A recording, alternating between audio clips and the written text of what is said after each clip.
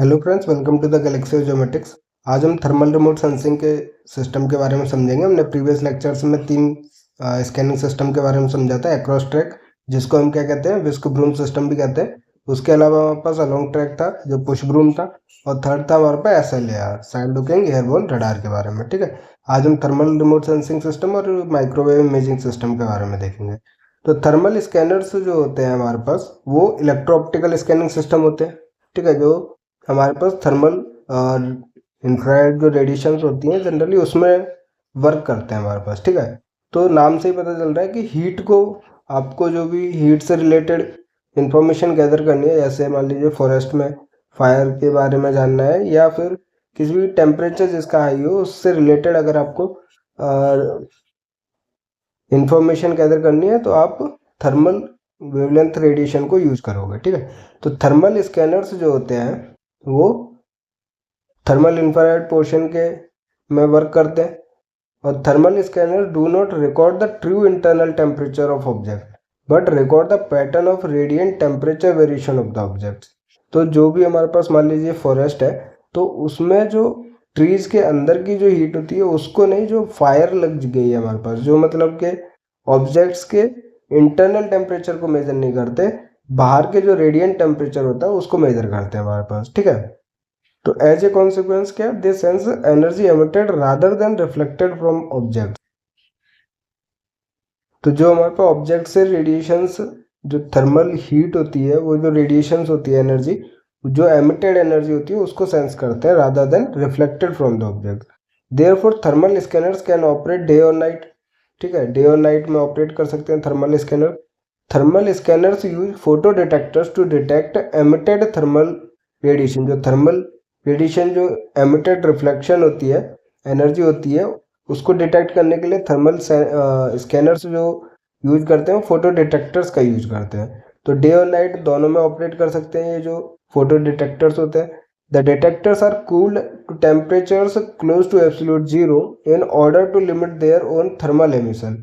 तो जिससे कि वो अपने टेम्परेचर को नहीं उसको इंक्लूड करें, इसलिए जो फोटो डिटेक्टर्स होते हैं उनको कूल किया जाता है नियर टू एब्सोल्यूट जीरो। ठीक है, उसके बाद हमारे पास है कि thermal infrared scanners scan the terrain in the across track mode. तो अभी हम फिगर में भी देखेंगे कि ये जो थर्मल इंफ्रारेड स्कैनर्स होते हैं वो वर्क करते हैं एक्रोस ट्रैक स्कैनिंग सिस्टम में, मतलब कि विस्क ब्रूम स्कैनिंग सिस्टम। इसमें एक क्या, इलेक्ट्रिक मोटर रहेगी जो रोटेटिंग मिरर को रोटेट करेगी, जिससे कि वो अर्थ सरफेस को स्कैन करते हुए चलेगा। ठीक है, तो रोटेटिंग शाफ्ट रहता है इसके अंदर, एक्रोस ट्रैक मोड पे वर्क करता है। ये thermal airborne infrared scanner consist of an electric motor and rotating shaft. ठीक है, which is oriented parallel to the aircraft flight direction.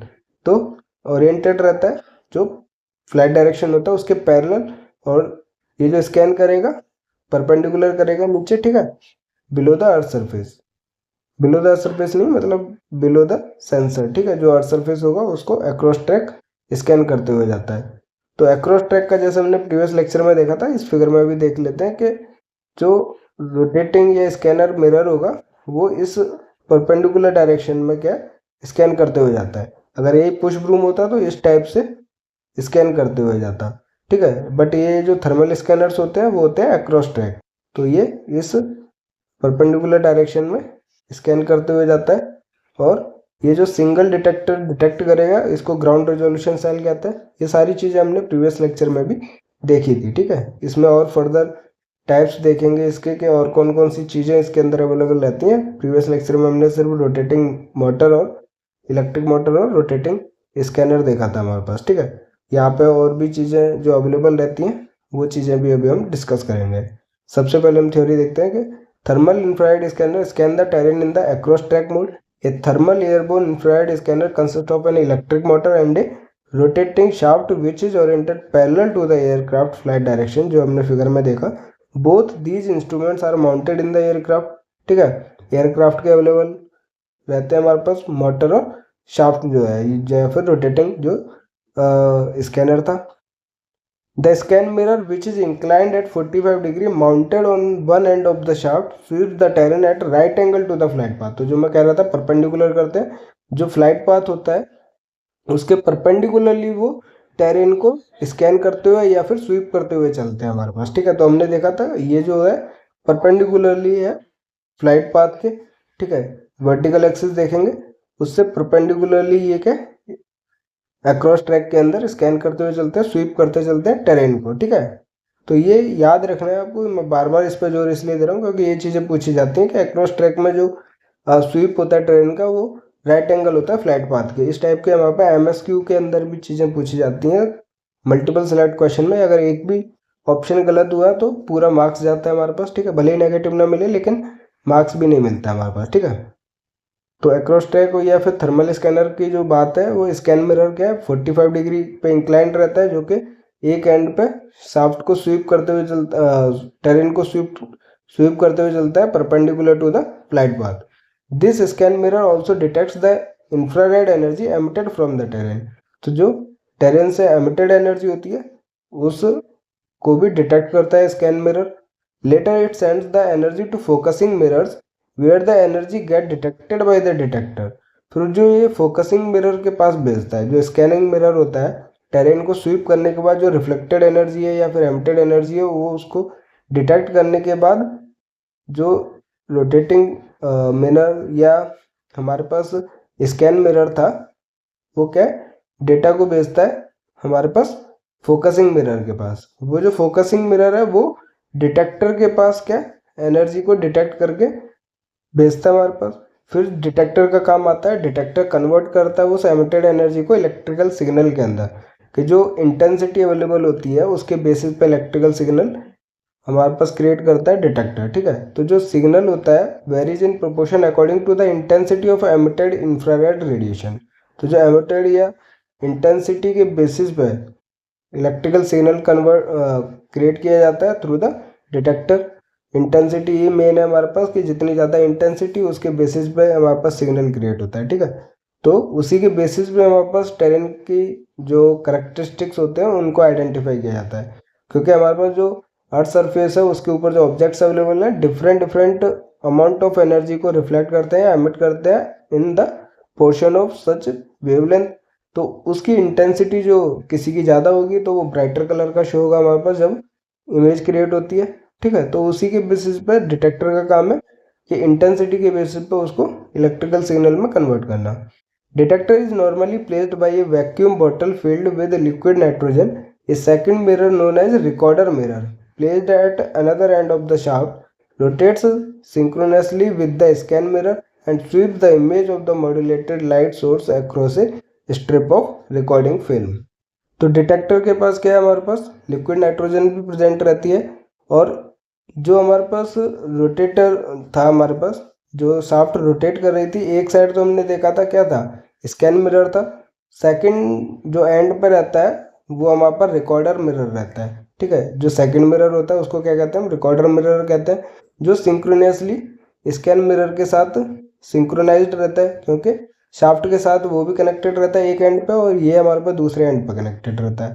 तो सिंक्रोनियसली रहते हैं एक दूसरे से, जो कि स्वीप करता है image of the modulated light source across A strip of recording film. तो अभी हम फिगर से समझते हैं, क्लियर हो जाएगा। देखिए हमारे पास क्या है, एक मोटर है, ठीक है। उसमें हमारे पास एक साइड जो है वो स्कैन मिरर है और दूसरी साइड हमारे पास क्या है रिकॉर्डर मिरर है। तो स्कैन मिरर क्या है, उसको स्कैन कर रहा है, इसको क्या कहते हैं हम ग्राउंड स्वाथ कहेंगे, ठीक है। और ये परपेंडिकुलर होता है फ्लाइट डायरेक्शन के। तो स्कैन मिरर स्वीप करता है टेरेन को, ठीक है, और मोटर के साथ कनेक्टेड रहता है। फिर ये हमारे पास क्या है डिटेक्टर से पहले फोकसिंग मिरर होता है, हमने देखा था अभी। तो फोकसिंग मिरर जो है वो डिटेक्टर से कनेक्टेड होता है, मतलब ये जो एनर्जी को कलेक्ट करेगा वो भेजता है हमारे पास डिटेक्टर के पास। और डिटेक्टर क्या है लिक्विड नाइट्रोजन के फील्ड जो वैक्यूम होता है उसके अंदर अवेलेबल रहता है, और वो कन्वर्ट करता है उस एनर्जी को इंटेंसिटी के बेसिस पे इलेक्ट्रिकल सिग्नल के अंदर, ठीक है। तो हर एक का अलग अलग काम है। ये high magnetic density magnetic tape भी होता है स्टोर करने के लिए, ठीक है। उसमें हमारे पास जो ये रिकॉर्डर मिरर है वो मॉड्यूलेटेड लाइट सोर्स कंटेन करता है, जो कि ऑप्टिकल फिल्म रिकॉर्डर को सिंक्रोनियसली इमेज क्रिएट करने के लिए यूज करता है। जो भी हमारे पास टेरेन का स्वीप होगा वो सिंक्रोनियसली जो रिकॉर्डर मिरर होगा मॉड्यूलेटेड लाइट सोर्स की हेल्प से फिल्म रिकॉर्डर पे उसको क्रिएट करेगा। तो ये थर्मल स्कैनर का एक स्कीमेटिक रिप्रेजेंटेशन है। इसमें क्लियरली पता चल रहा है कि कौन कौन से ऑब्जेक्ट्स अवेलेबल है हमारे पास, और उसका वर्क जो है वो हमने देखा कि क्या क्या प्रोसीजर होता है, कैसे कैसे वर्क करता है, वो इस पैराग्राफ के अंदर अवेलेबल था। ठीक है, तो ये चीज़ें आप पढ़ोगे, कोई भी डाउट होता है कमेंट करना। बट इसमें सारी चीज़ें नॉर्मली हैं, जैसे कि एक्रोस ट्रैक वर्क करता है, सिमिलर है। स्कैन मिरर है, स्कैन करेगा टेरेन को, ठीक है, स्वीप करेगा। उसके बाद ये हमने instantaneous field of view IFOV देख लिया, हमने FOV देख लिया, बार बार समझ लिया। कोई भी डाउट होता है इसमें भी तो कमेंट कर सकते हो। कि पूरे टेरेन की अगर बात करते हैं, जो इसका स्वाथ होता है वो फील्ड ऑफ व्यू देगा, और जो एक सिंगल ग्राउंड रेजोल्यूशन सेल की बात करते हैं, सिंगल डिटेक्टर जो डिटेक्ट कर सकता है हमारे पास, वो IFOV है हमारे पास। ठीक है, तो ये स्कैनर मिरर इसको स्वीप करेगा टेरेन को, और एक मोटर की साइड रहेगा एक एंड पे, मोटर के दूसरे एंड पे वहाँ पर recorder mirror. But recorder mirror का बाद में काम पड़ता है। स्कैन मिरर क्या करेगा, एनर्जी को फोकसिंग मिरर के पास भेजेगा, फिर ये क्या करता है, डिटेक्टर के पास भेजता है, जो कन्वर्ट करता है इलेक्ट्रिकल सिग्नल में। फिर बाद में हमारे पास रिकॉर्डर मिरर होता है, जो सिंक्रोनसली होता है स्कैन मिरर का, और वो लाइट सोर्स की हेल्प से हमारे पास फिल्म रिकॉर्डर पे उसको मैप करता है। ठीक है, तो सिंपल सी चीज़ें हैं, आप इसको अच्छे से समझ सकते हो। पैराग्राफ के अंदर सारी चीज़ें, उसका प्रोसीजर लिखा हुआ है। ठीक है, जो हमने डिस्कस किया है अभी। आगे हमारे पास एग्जांपल्स हैं थर्मल स्कैनर के, उनके जो अवेलेबल है। ठीक है, वो एग्जांपल इम्पोर्टेंट है, एग्जाम में पूछे जाते हैं, इसलिए हमें इनको अच्छे से पढ़ना है। कि सबसे पहले हमारे पास SCMM, heat capacity mapping mission, detected radiation in 2 bands which were visible near infrared and thermal infrared. तो जो भी हम एग्जाम्पल अभी देखेंगे उसमें थर्मल इंफ्रारेड के बारे में ज़्यादा समझेंगे। तो हीट कैपेसिटी मैपिंग मिशन था, जो कि 2 बैंड्स रखता है। एक हमारे पास नियर इंफ्रारेड या विजिबल में वर्क करता है, जैसे 0.5 से 1.1 माइक्रोमीटर है। तो इसका जो वेव बैंड है, मतलब कि जो बैंड विड्थ है वो ज़्यादा है हमारे पास। रेंज हम देख सकते हैं 0.5 से 1.1 माइक्रोमीटर, मतलब विजिबल भी आ रहा है इसके अंदर और नियर इंफ्रारेड भी आ रहा है। दूसरा जो बैंड है वो है 10.5 से 12.5 माइक्रोमीटर। ये कौन सा है हमारे पास, थर्मल इंफ्रारेड बैंड है। तो ये आपको रेंज याद रखनी है, क्योंकि एग्जाम में पूछी जाती है। 10.5 से 12.5 कौन सी रेंज है हमारे पास, थर्मल इंफ्रारेड का। बस एक यही है जो ज़्यादा इंपॉर्टेंट है, इसलिए आपको ये याद रखनी है, 10.5 से 12.5 माइक्रोमीटर। तो the Landsat 3 MSS and TM thematic mapper both included thermal bands of electromagnetic spectrum. Since Landsat TM have 7 spectral bands, hence provides more radiometric information than Landsat MSS. तो ये हमने प्रीवियस लेक्चर में समझा था, multi spectral scanner और thematic mapper के बारे में। TM के अंदर हमारे पास 7 स्पेक्ट्रल बैंड्स होते हैं, जो थर्मल इंफ्रारेड बैंड या थर्मल बैंड को भी कंसिस्ट करते हैं। ठीक है, तो 7 बैंड्स होते हैं, तो ज़्यादा अच्छे से रेडियोमेट्रिक इन्फॉर्मेशन हमें मिल सकती है, क्योंकि ग्रे लेवल्स जो होंगे वो ज़्यादा रहेंगे हमारे पास। तो ये ग्रे लेवल्स, ये सभी चीज़ें डिस्कस की जाएंगी हमारे पास रेजोल्यूशन के अंदर। जब हम रेडियोमेट्रिक रेजोल्यूशन समझेंगे तब आपको समझ आ जाएगा कि रेडियोमेट्रिक इन्फॉर्मेशन जो है वो 7 स्पेक्ट्रल बैंड्स वाले में ज़्यादा क्यों कैरी की जा सकती है। ठीक है, तो ये Landsat TM और MSS के बारे में हमने प्रीवियस लेक्चर में देखा था। 5th लेक्चर आप देख सकते हो, platform and sensor lecture series का। ठीक है, उसके बाद हमारे पास TIMS है, थर्मल इंफ्रारेड मल्टीस्पेक्ट्रल स्कैनर है, which was developed by the jet propulsion laboratory of NASA, collects data with 6 thermal bands ranging from 8.2 से 12.2 माइक्रोमीटर। तो ये एग्जाम्पल्स हैं हमारे पास, जैसे हमने अक्रॉस ट्रैक के भी एग्जाम्पल देखे थे, अलॉन्ग ट्रैक के भी एग्जाम्पल देखे थे। ठीक है, और लिस्ट के बारे में देखा था हमने, ठीक है, प्रीवियस लेक्चर में। वैसे ही हम थर्मल इंफ्रारेड स्कैनिंग सिस्टम जो हमने देखा उसके एग्जाम्पल देख रहे हैं। ठीक है, और कौन कौन सी रेंज अवेलेबल है, कितने नंबर ऑफ बैंड्स अवेलेबल है उसमें, उसके बारे में देख रहे हैं। थर्मल इंफ्रारेड मल्टीस्पेक्ट्रल स्कैनर है, जो कि 6 थर्मल बैंड्स रखता है हमारे पास, जिसका रेंज जो है वो वेरी करता है 8.2 से 12.2 माइक्रोमीटर। ठीक है, इसी को पार्ट में डिवाइड किया गया है different range of wavelength range में, जो कि 6 नंबर ऑफ बैंड्स हैं। ठीक है, फिर हमारे पास मोडिस है, इसके बारे में पूछा जाता है। मोडिस के बारे में, moderate resolution imaging spectro radiometer है। इसकी डेफिनेशन भी आपको जो फुल फॉर्म है वो भी याद रखनी है। ठीक है, तो मॉडरेट रिजोल्यूशन इमेजिंग स्पेक्ट्रोमीटर को मोडिस कहते हैं। Was launched in 1999 with 36 spectral bands and spatial resolution ranging from 250 metre to 1 kilometre हमारे पास। ठीक है, तो ये मोडिस के बारे में, जो कि 250 मीटर तक की स्पेशल रिजोल्यूशन रखता है। इसके अंदर भी थर्मल इंफ्रारेड बैंड होता है, और 36 स्पेक्ट्रल बैंड्स होते हैं, ठीक है। उसके बाद AB एस्टर के बारे में और ABHRR के बारे में। एस्टर देखते हैं पहले कि एस्टर जो है वो advanced spaceborne thermal emission and reflection radiometer है। 14 स्पेक्ट्रल बैंड्स है and scans the terrain in visual, near infrared, short wave infrared, thermal infrared with special resolution 15 meter, 30 meter and 90 meter respectively. तो देखिए हमने क्या देखा था कि जो सैटेलाइट्स होती हैं वो नियर इंफ्रारेड और विजुअल इंफ्रारेड में ज़्यादा स्पेशल रिजोल्यूशन फाइनल रखती है, मतलब अच्छा स्पेशल रिजोल्यूशन रहता है, 15 मीटर का देख सकते हैं हम। शॉर्ट वेव इंफ्रारेड में हम देख सकते हैं 30 मीटर तक का रिजोल्यूशन अवेलेबल है, बट थर्मल इंफ्रारेड के लिए, एस्टर के लिए 90 मीटर का स्पेशल रिजोल्यूशन है, ठीक है। तो जनरली थर्मल इंफ्रारेड का जो स्पेशल रिजोल्यूशन आप देखोगे वो हाइयर ही देखोगे, मतलब कोर्सर देखोगे। फिर हमारे पास है ABHRR, advanced very high resolution radiometer of the national oceanic and atmospheric administration has thermal infrared scanners in two thermal atmospheric windows, 3.55 to 3.93 micrometre and 10.5 to 11.5 micrometre. तो दो बैंड है हमारे पास थर्मल इंफ्रारेड स्कैनर के।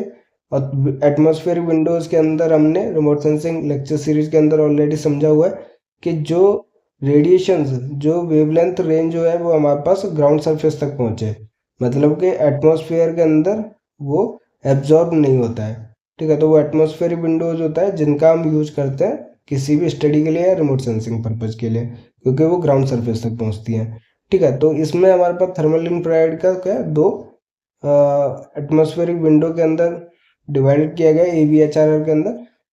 तो 3.55 to 3.93 micrometer है और 10.5 to 11.5 micrometre with a ground resolution of 1.1 kilometre to measure top cloud temperature and sea water temperature.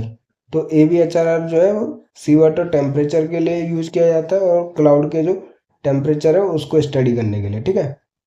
Thermal sensors essentially measure the, तो किसी भी थर्मल प्रॉपर्टी के ऑब्जेक्ट्स के स्टडी के लिए या फिर सरफेस के टेम्परेचर के बारे में मेजर करना है तो थर्मल सेंसर्स का यूज किया जाता है। Hence thermal imagery has diverse application in the field of geology, geological mapping of the formation with different thermal properties and for locating underground coal mine fires, ठीक है।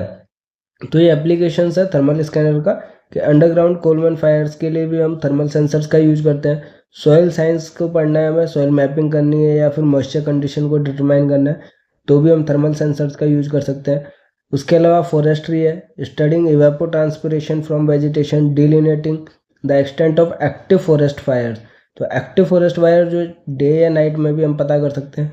And for the study urban land surface temperature, तो urban heat island के बारे में समझा होगा आपने, सुना होगा, तो उसकी स्टडी के लिए भी हम क्या थर्मल सेंसर्स का यूज करते हैं, क्योंकि जो भी टेम्परेचर से रिलेटेड है, ठीक है, या हीट से ज़्यादा रिलेटेड है, तो detection of heat losses from houses, buildings and factories, ये सभी चीज़ें सेंस करने के लिए क्या हम थर्मल सेंसर्स का यूज करते हैं, ठीक है। तो ये थर्मल सेंसर के बारे में था।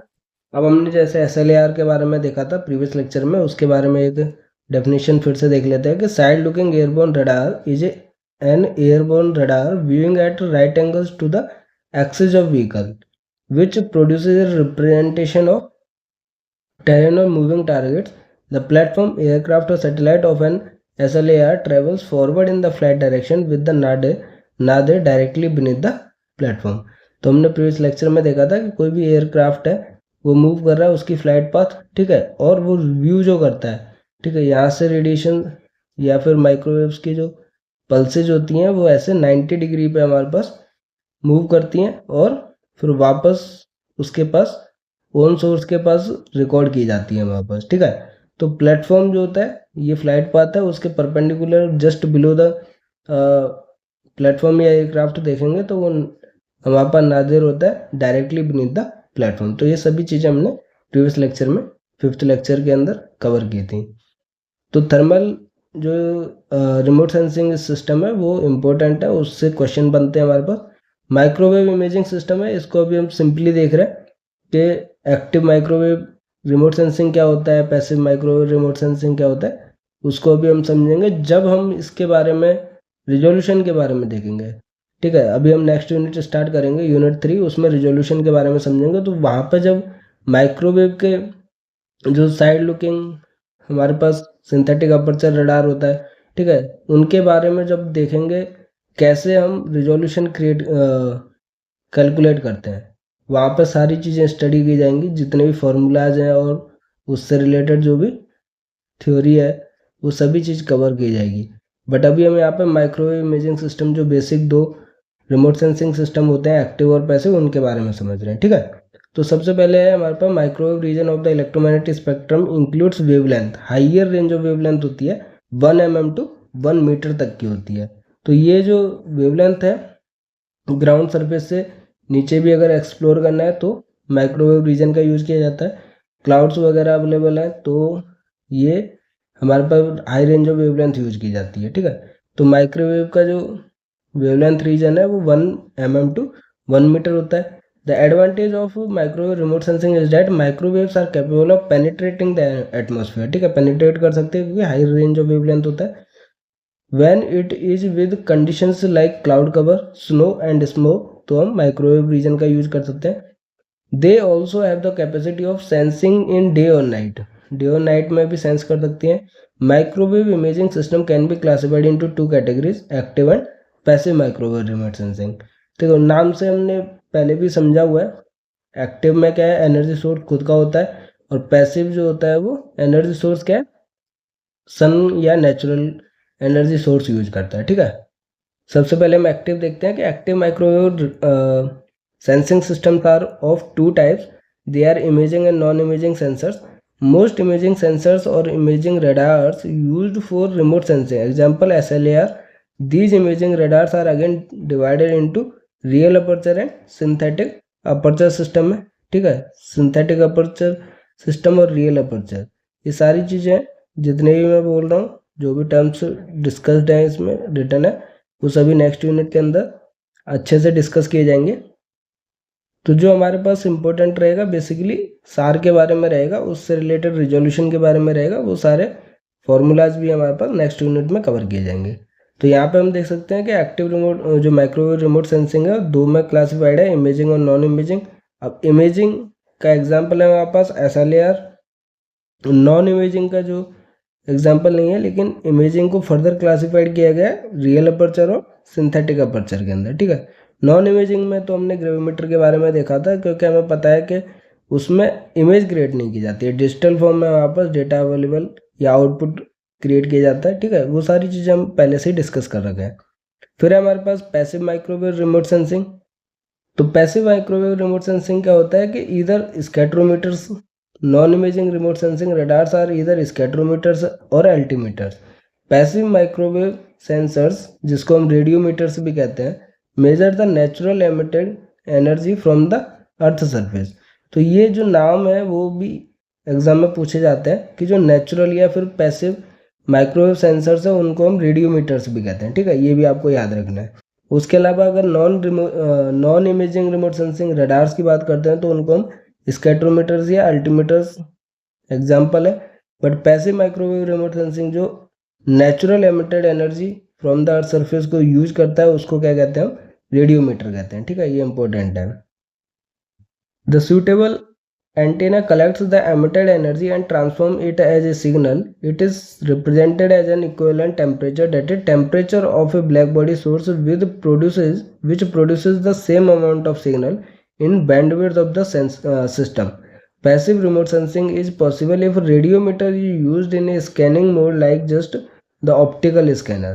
तो जो microwave passive microwave remote sensing होता है वो नेचुरली जो रेडिएशन एमिट होती है उनको स्कैन करता है, उनको रिसीव करता है, उनको रिकॉर्ड करता है, ठीक है। तो उसके लिए एंटीना की रिक्वायरमेंट रहती है जो कि रेडिएशन या एनर्जी को रिकॉर्ड करके उसको सिग्नल में ट्रांसफॉर्म करता है, ठीक है। और ये जो रिप्रेजेंटेशन होता है वो इक्वलेंट टेम्परेचर होता है। मान लीजिए कि टेम्परेचर है किसी ब्लैक बॉडी का, तो उसके रेस्पेक्ट में वो अपने एनर्जी के बेसिस पे या टेम्परेचर के बेसिस पे हमारे पास सिग्नल को क्रिएट करता है। Passive remote sensing is possible if the radiometer is used in the scanning. Passive remote sensing जो है पॉसिबल है अगर रेडियोमीटर को ऑप्टिकल स्कैनर की तरह यूज किया जाए, जैसे हमने जो टाइप्स देखे थे, हमने कौन कौन से देखे थे स्कैनिंग के, अलोंग ट्रैक एंड एक्रोस्टैक, अगर उसकी तरह यूज किया जाए तो रेडियोमीटर को हम यूज कर सकते हैं, ठीक है। तो ये हमारे पास यूनिट 1 थी, जिसमें हमने काफ़ी इम्पोर्टेंट चीज़ों को कवर किया है जो एग्जाम्स में पूछी जाती है। अब ये जो इमेज रेजोल्यूशन है सेकंड यूनिट, ये भी काफ़ी इम्पोर्टेंट है।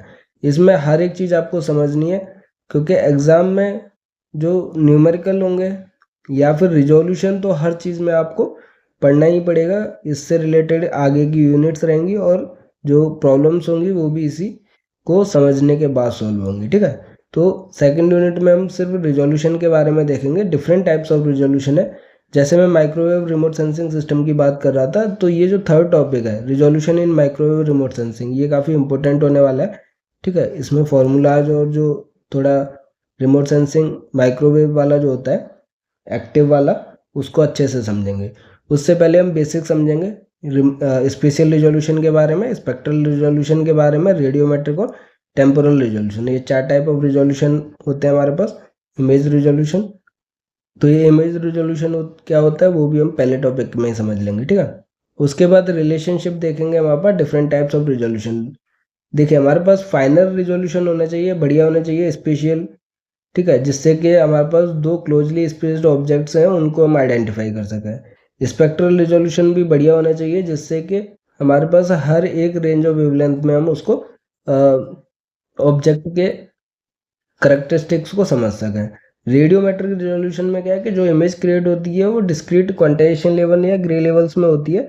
तो रेडियोमेट्रिक रिजोल्यूशन भी जितना अच्छा होगा उतनी ज़्यादा इंफॉर्मेशन में हम गैदर कर सकते हैं इमेज से, उतना क्लियरली विजिबल होता है, ठीक है। टेम्पोरल रिजोल्यूशन भी हमारे पास बेटर होना चाहिए, बट ये चारों चीज़ें क्या एक दूसरे से लिंक्ड होती है। मेनली इन तीनों के बारे में हम डिस्कस करेंगे, स्पेशल, स्पेक्ट्रल और रेडियोमेट्रिक। तो ये तीनों एक दूसरे से कॉन्ट्राडिक्ट करती हैं कि एक चीज़ बढ़ेगी तो दूसरी चीज़ हमारे पास ख़राब हो जाएगी, फिर तीसरी चीज़ हमारे पास वेरी करेगी।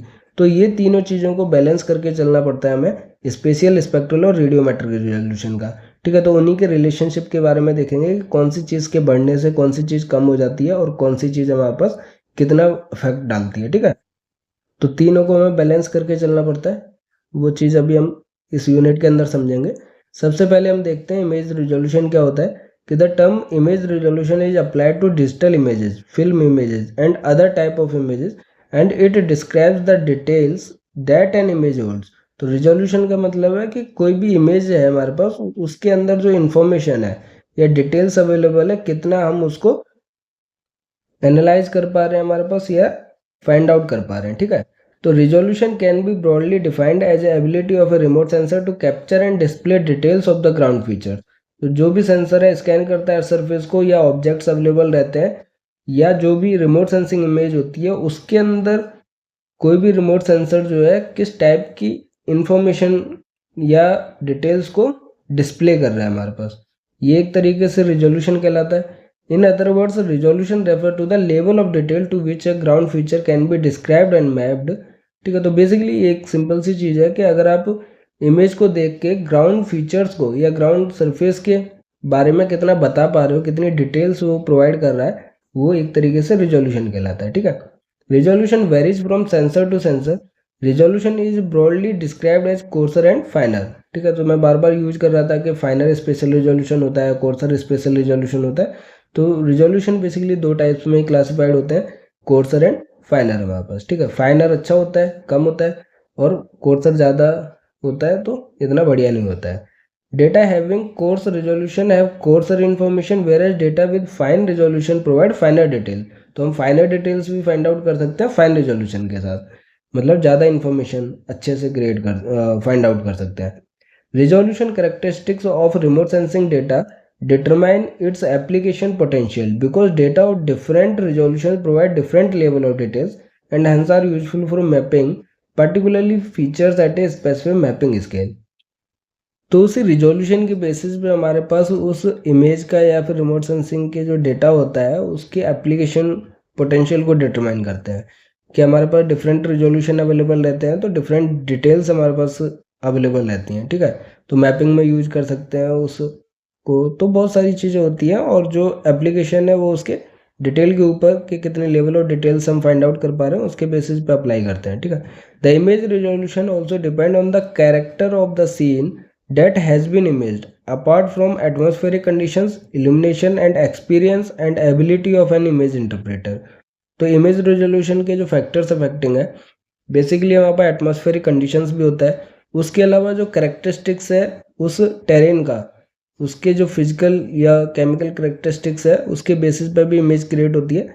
तो उसके ऊपर भी डिपेंड करता है, एटमॉस्फेरिक कंडीशंस के ऊपर, एल्यूमिनेशन मतलब कि हमारे पास सेंसर की कैपेसिटी के ऊपर, उसके बाद एक्सपीरियंस और एबिलिटी ऑफ इमेज इंटरप्रेटर के ऊपर। ठीक है, तो कोई भी इमेज इंटरप्रेटर जो कि इमेज फाइंड आउट होने के बाद कितनी डिटेल्स उससे इंटरप्रेट कर पा रहा है उसके ऊपर भी डिपेंड रहता है कि उसको जितना ज़्यादा एक्सपीरियंस होगा उतना अच्छे से वो उसको पकड़ पाएगा डिटेल्स को। एबिलिटी कितनी है तो उसके ऊपर भी डिपेंड करता है इमेज रिजोल्यूशन। ठीक है, तो ये इनडायरेक्ट फैक्टर है बट इम्पोर्टेंट फैक्टर है। इस टाइप के हमारे पास ऑप्शंस बनते हैं एग्जाम में, तो आपको अच्छे से समझनी है चीज़ें। फाइनर details can be seen in high resolution image. On the other hand, a coarser or low resolution image is one with large resolution size. Example, only coarse feature can be observed in the image. तो देखिए हमारे पास ये क्या है, courser resolution है और ये final resolution है। इसका 1:1 है, 2:2, 5:5, 10:10, 20:20, 50:50 और 100:100 है हमारे पास। तो ये क्या है, एक तरीके से पिक्सल्स है, इसमें एक ही पिक्सल में शो किया गया है तो हमारे पास क्लियरली विजिबल नहीं है। फिर 2 में हमारे पास है 2:2 है, फिर हमारे पास 5:5 है। ठीक है, मतलब 25 पिक्सल्स है। इसमें आप देख सकते हो 100 पिक्सल्स में और थोड़ा सा क्लियरली पी विजिबल है। 20:20 400 पिक्सल्स हैं तो अच्छे से है। तो जैसे जैसे हमारे पास फाइनल रिजोल्यूशन हो रहा है, मतलब कि नंबर ऑफ पिक्सल्स ज़्यादा हो रही है, तो उतना ही क्लियरली विजिबल है वहाँ पर ऑब्जेक्ट अवेलेबल है। ठीक है, उतना ही क्लियरली विजिबल है। तो एक तरीके से क्या है हमारे पास, ये फाइनल रिजोल्यूशन है और ये कोर्सर रिजोल्यूशन मतलब लो रिजोल्यूशन है। ठीक है, तो फाइनल रिजोल्यूशन में इमेजेस या डिटेल्स ज़्यादा अच्छे से फाइनल हम फाइंड आउट कर सकते हैं। अब ये जो 4 टाइप ऑफ रिजोल्यूशन होते हैं जो हम अपकमिंग लेक्चर्स में अंडरस्टैंड या इनके बारे में ब्रीफ करेंगे, छोटी से छोटी चीज़ भी समझेंगे। बट आज हम देख लेते हैं कि 4 कौन कौन से रिजोल्यूशंस होते हैं। कि image resolution can be measured in various ways like spatial, spectral, temporal and radiometric. तो इस पैरामीटर पे हमारे पास कैटेगराइज्ड है। सबसे पहले हमारे पास है स्पेशल रिजोल्यूशन। तो अब आपको नाम से समझना है, इसके टाइप से नहीं समझना, आपको बस नाम से समझ लेना है कि किसके बारे में बात हो रही है। जब भी आपको स्पेस के बारे में हो, ठीक है, स्पेशियल के बारे में, तो आपको क्या है, उनके शेप, साइज और टेक्सचर के टारगेट जो भी होगा या ऑब्जेक्ट होता है उसको डिफाइन कर सकते हैं हम स्पेशल रिजोल्यूशन के बेसिस पे। स्पेशल रिजोल्यूशन का मतलब है कि कोई भी 2 ऑब्जेक्ट्स हैं, आपने इमेज ली तो वो दोनों ऑब्जेक्ट्स को आप आइडेंटिफाई कर पा रहे हो उनके शेप, साइज और टेक्सचर के बारे में। ठीक है, अगर आइडेंटिफाई कर पा रहे हो मतलब अच्छा रिजोल्यूशन है। अगर मतलब कि उतने बीच का जो गैप है उसको वो क्लियरली डिटेल्स फाइंड आउट कर सकते हैं। तो फाइनल स्पेशल रिजोल्यूशन में हम अच्छे से डिटेल फाइंड आउट कर सकते हैं। तो जब भी स्पेशल की बात होगी, शेप, साइज, टेक्सचर की बात होगी। स्पेक्ट्रल मैंने ऑलरेडी बता रखा है, वेवलेंथ से रिलेटेड होता है। ठीक है, तो स्पेक्ट्रल वर्ड आ जाए तो वेवलेंथ आएगा आपके पास। तो it interferes changes in the reflectance और emittance as a function of wavelength. वो क्या बताएगा हमारे पास, स्पेक्ट्रल रिजोल्यूशन। तो इसके अंदर हम वेवलेंथ बैंड देखेंगे, ठीक है, सेंट्रल वेवलेंथ देखेंगे, तो ये सारी चीज़ें डिस्कस की जाएंगी। तो स्पेक्ट्रल वर्ड जो होता है वो वेवलेंथ से रिलेटेड होता है। जैसे हमने ऑलरेडी देखे थे कि वेवलेंथ बैंड 1 है तो इतने 0.4 से 0.5 माइक्रोमीटर तक की रेंज का वेवलेंथ बैंड होता है। ठीक है, बैंड 1 के अंदर। तो वही चीज़ें, जितना ज़्यादा कम रेंज होगा उतनी फाइनल डिटेल्स हुआ है उस रेंज ऑफ वेवलेंथ में फाइंड आउट कर सकता है। ठीक है, तो इसके बारे में भी हम देखेंगे। स्पेक्ट्रल का वर्ड है तो वेवलेंथ से रिलेटेड होगा। टेम्पोरल है, नाम से पता चल रहा है टाइम से रिलेटेड होगा। तो इट इन्वॉल्व्स द डायरनल और सीजनल चेंजेस इन रिफ्लेक्टेंस और एमिटेंस। तो मतलब कि कोई भी अर्थ सरफेस के ऊपर सैटेलाइट्स अवेलेबल है और फिर वो अपने एक्सिस के अबाउट रोटेट करती है अर्थ, और जो भी सैटेलाइट होती है वो अपनी ऑर्बिट के अंदर रिवॉल्व करती है। तो कहने का मतलब है कि किसी पर्टिकुलर पार्ट ऑफ अर्थ को कोई भी सैटेलाइट कितने दिनों के बाद उसको दोबारा कैप्चर कर रही है। तो वो जो रिपीटेशन पीरियड होता है, इंटरवल होता है, उसको क्या कहते हैं हम, टेम्पोरल रिजोल्यूशन कहते हैं। तो किसी भी एरिया को, डेवलपमेंट को, एग्रीकल्चर को मॉनिटर करने के लिए टेम्पोरल रिजोल्यूशन की रिक्वायरमेंट रहती है। फ्लड आ गया किसी भी एरिया में तो बिफोर एंड आफ्टर की कंडीशन आपको पता करनी है, तो टेम्पोरल रिजोल्यूशन की हेल्प से करते हैं, ठीक है। तो डायरनल और सीजनल चेंज क्या है हमारे पास, किसी भी पार्ट ऑफ अर्थ का, वो टेम्पोरल रिजोल्यूशन बताता है, ठीक है। उस इंटरवल को क्या है, टेम्पोरल रिजोल्यूशन कहते हैं। ये भी हम अच्छे से डिस्कस करेंगे, फिगर के साथ करेंगे, इमेजेस के साथ करेंगे, कोई डाउट नहीं होगा आपको, ठीक है। उसके बाद हमारे पास लास्ट है रेडियोमेट्रिक रिजोल्यूशन। तो it includes changes in the polarization of the radiation reflected और एमिटेड बाय एन ऑब्जेक्ट। तो जो भी रेडिएशंस होती हैं उसके अगर हम पोलराइजेशन की बात करते हैं तो वो क्या कहलाता है, रेडियोमेट्रिक। अब नाम से जाना है आपको, तो रेडियोमेट्रिक जहाँ पे आ जाएगा आपको ग्रे लेवल्स को याद करना है।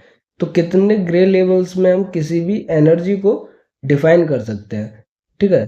तो ये क्या है हमारे पास, रेडिएशंस जो भी आती है, जो भी इमेज क्रिएट होती है, कितने बिट की इमेज है, 7 बिट है, 8 बिट है। अगर हम 8 बिट इमेज की बात करते हैं तो इसका मतलब है ग्रे लेवल्स कितने, 256 नंबर्स हैं, 2 की पावर n, या 2 की पावर n मतलब n बिट है, तो 2 की पावर 8 कितना हो गया, 256 हो गया। ये सारी चीज़ें डिस्कस करेंगे हम। उसमें से वहाँ पर 256 है तो 0 से 255 रेंज होगी, एक 0 होगा, और 0 1 2 3 से लेके 255 नंबर ऑफ ग्रे लेवल्स होंगे। 255 मतलब ब्राइटनेस को शो करेगा, और 0 जो है वो हमारे पास डार्कर कलर मतलब ब्लैक कलर को शो करता है, ठीक है। तो ये सभी चीज़ें हम देखेंगे। जितने नंबर ऑफ ज़्यादा ग्रे लेवल्स होंगे उतनी फाइनल डिटेल्स हम फाइंड आउट कर सकते हैं, क्योंकि उसको एनर्जी को हम 256 लेवल्स में ब्रेक कर रहे हैं, ठीक है। और अगर 2 ही रहेगा मतलब 1 बिट इमेज रहेगी तो बेसिकली पेंक्रोमेटिक इमेज है, ब्लैक एंड वाइट में शो करेंगे, ठीक है, 0 और 1। तो ये कम फाइनल डिटेल्स हम फाइंड आउट कर सकते हैं। तो रेडियोमेट्रिक रिजोल्यूशन जो है ग्रे लेवल से डिफाइन किया जाता है, ठीक है, डिग्री ऑफ क्वांटाइजेशन डिग्री से, ठीक है, कि लेवल ऑफ क्वांटाइजेशन कितने हैं, वो सारी चीज़ें हम आगे जाके रेडियोमेट्रिक रिजोल्यूशन में डिस्कस करेंगे।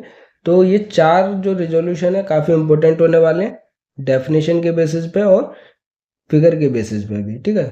तो ये अपकमिंग लेक्चर्स में हम इनको डिस्क्राइब करेंगे, एक्सप्लेन करेंगे अच्छे से। कोई भी डाउट होगा आप हमें पूछ सकते हैं। आज के वीडियो में कोई भी डाउट है तो आप हमें पूछ सकते हैं। वीडियो को लाइक कीजिए, दोस्तों के साथ शेयर कीजिए, चैनल को सब्सक्राइब कीजिए, और अपनी गेट ज्योमेट्रिक्स की तैयारी ज्योमेट्रिक्स गैलेक्सी के साथ करते रहिए। Thank you.